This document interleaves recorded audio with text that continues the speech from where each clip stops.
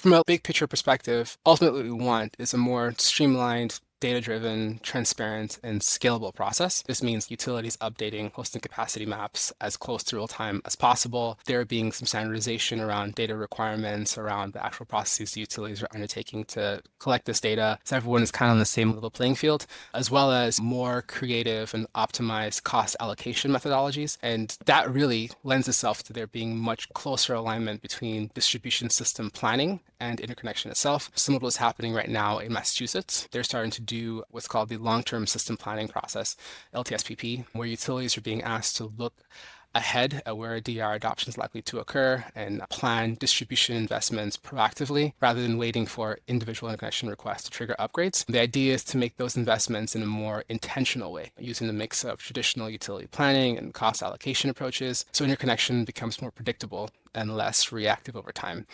That's really the vision that we see with 2030, where interconnection is really boring and it's something much more akin to if one were to, let's say, book a ticket to go fly to Denmark tomorrow, for example. I think that the airline industry is a really good analogy. I'm 34, but I've been told that back in the 60s, 70s, 80s, you had to have a travel agent. Let's say you want to go to Europe for a vacation. And a travel agent, they cost money. It was kind of complicated for them to go and figure out what makes the most sense to actually give you the ability to go across the world wherever you wanted to go. But now, in 2 seconds, I can go on Google and I can type in, I want to go to Denmark, and it'll automatically flag for me all the options that I have.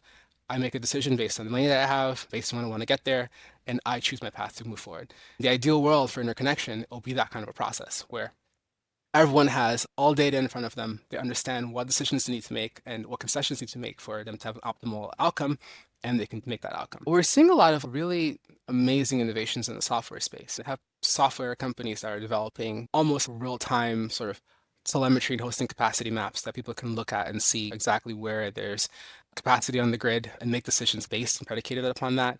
There are other determinants, other decisions that one can use to make the decision around like whether or not they can site something in a particular place on the grid. We live in the golden age of technology. AI is around the corner as being something that's easily applicable in our space. And I think this is the best time as ever for one to really start to look at what those technology solutions can do to increase our ability to be able to optimize the grid that we have.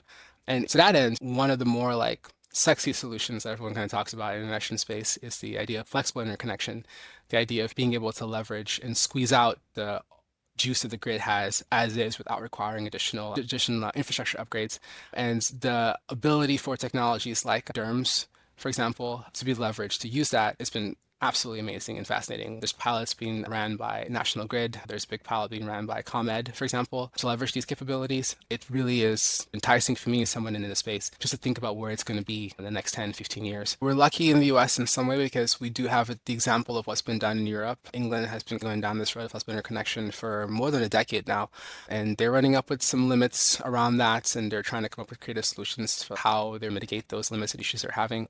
It behooves us to learn from that. And there is a tendency a lot of the times for utilities to think, oh, my grid is this unique sort of thing that only I kind of know how to deal with it and treat it.